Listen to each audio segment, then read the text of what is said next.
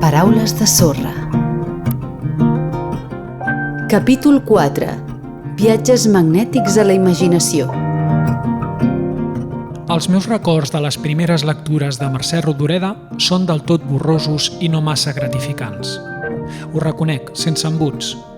Ara que ja no sóc jove, entenc que no estava preparat per endinsar-me en el món de la plaça del Diamant o de Mirall Trencat.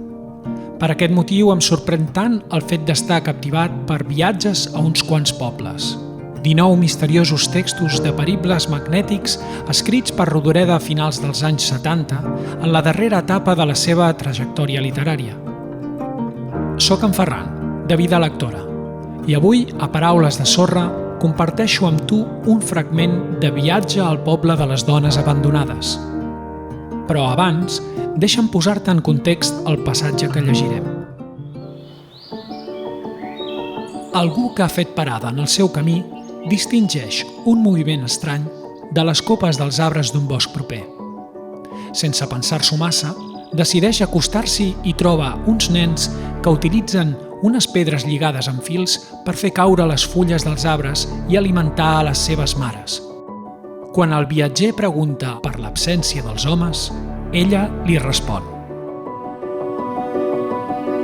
Tot el món, va dir, és ple de guerres i els homes embogeixen per anar a la guerra.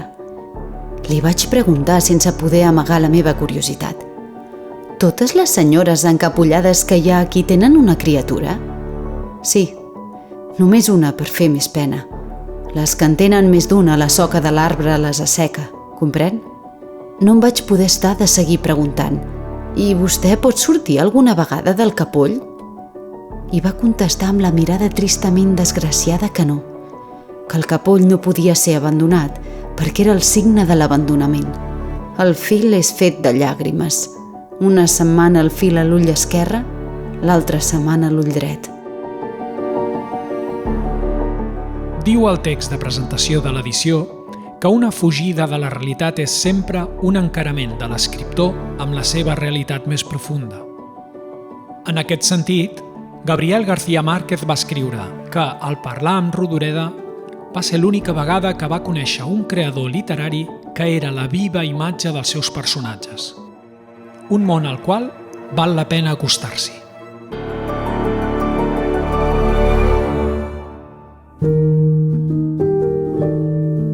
I fins aquí el capítol d'avui.